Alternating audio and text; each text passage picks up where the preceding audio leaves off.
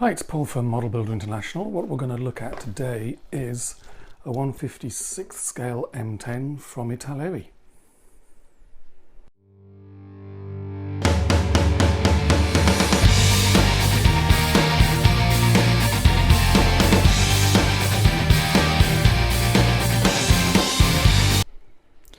Okay, so let's have a look inside the box, or at the box to start with. Start off a picture of an M10, and from the suspension you tell it is indeed an M10, not an M10A1. 28mm 1/56th scale, and on the back we have two of the three different units that you can do this, because there's multiple decal options for each one, and I'll talk more about that in a second. And there's the colours you need: British, South African, US. Those are the three units that you can that have decals for, and everybody needs those two colours as well.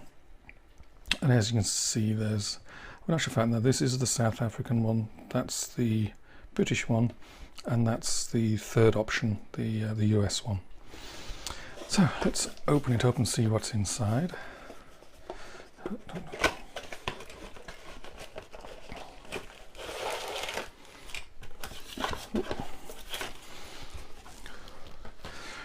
So first thing, we've got a decal sheet. There'll be a close-up of that in a minute, but as you can see, there's multiple decal options there, and I'll talk about those a bit in a second briefly. Usual instructions: a box that opens up, 6 steps, pretty simple.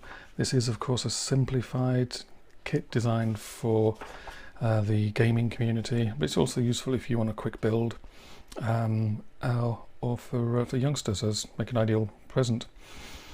So we'll go through those step by step in a second, some close-ups of some of the parts.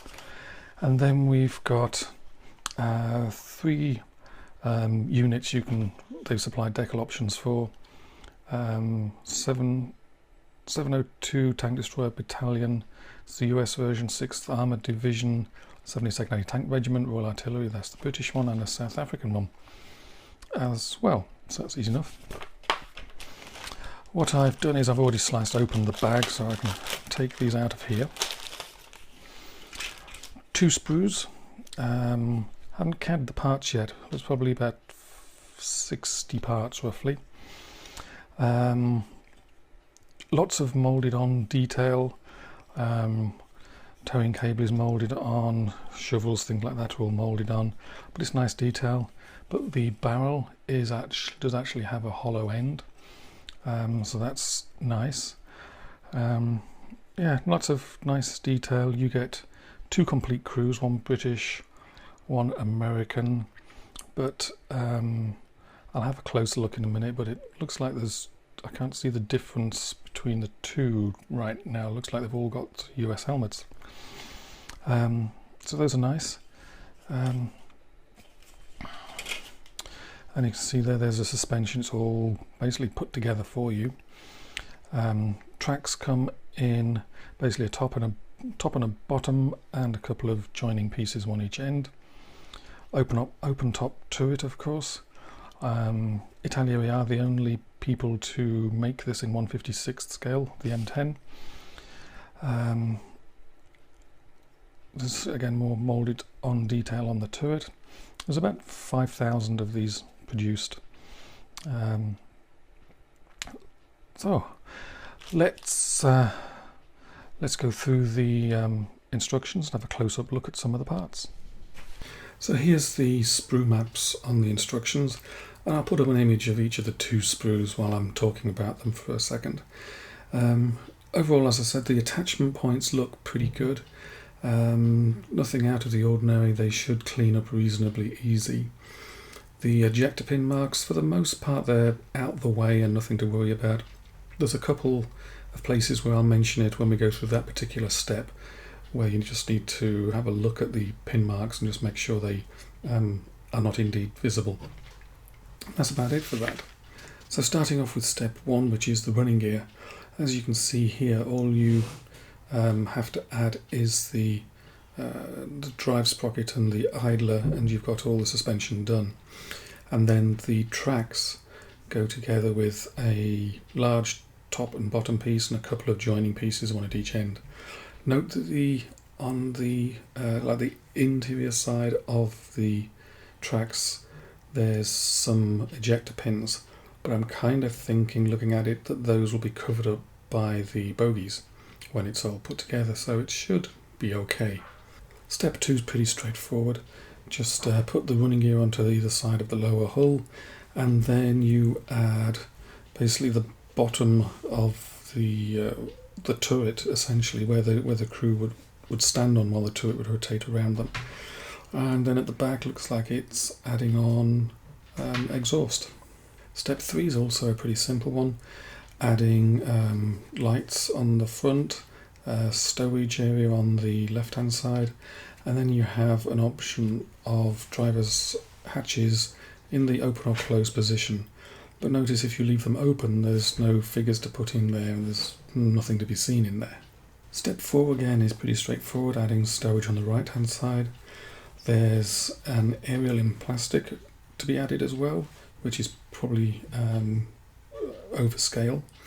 And then you add a plate at the back with all the moulded on tools and rear lights as well. Step 5 is all about the turret. It starts with adding some small parts inside the top half of the turret, and then you add some shells to the inside of the bottom half of the turret. There's also some ejector pin marks you can see on the bottom of the turret in the lower half, but again these should probably disappear when the turret is put together, at the very least be very hard to see without a flashlight. And then the gun goes in the main armament, and as I said earlier, it's a nice touch that the barrel is actually hollow at the end already. And the last step is step 6. Basically put the upper hull onto the lower hull and then fit the turret in place. And you've got a choice here. They've given you 3 figures for the US Army version, 3 figures for the British or South African version. To be honest, I can't see much difference in the figures myself, so they look kind of the same, but I don't think anybody would notice one way or the other. Obviously you'd paint them differently, but the helmets look identical, which would be the big tell on getting the right nationality. Finally, on to the decals and the decal options. But I'll describe them better as unit options because each unit has multiple decal options. So the US version and the Royal Artillery version, the British version, they have the same paint scheme and similar decals, but there's actually 4 sets of numbers for each type. So there's a total of 8 different vehicles you can make there.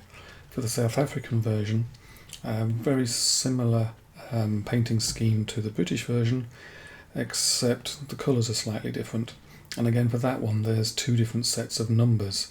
So out of all of them, you can make 10 different vehicles from the 3 units. And they give you some extra decals as well, so you can actually probably make a bit more out of it. All in all, it looks good, give plenty of options. So overall, this is a kit that's designed for the wargaming market, where ease of build, giving them multiple decal options, those are going to be the main things that are going to make it sell in those markets, and they've hit that on the head admirably. It's perfect for that market. As a sideline, it's also going to be really good for youngsters who are building their first kits. It's going to be a real simple build. They'll get a sense of achievement.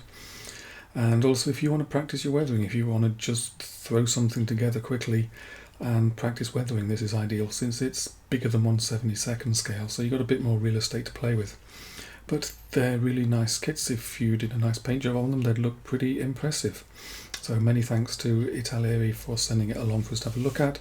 Don't forget to subscribe to our YouTube channel to be updated of new videos as they come out every week.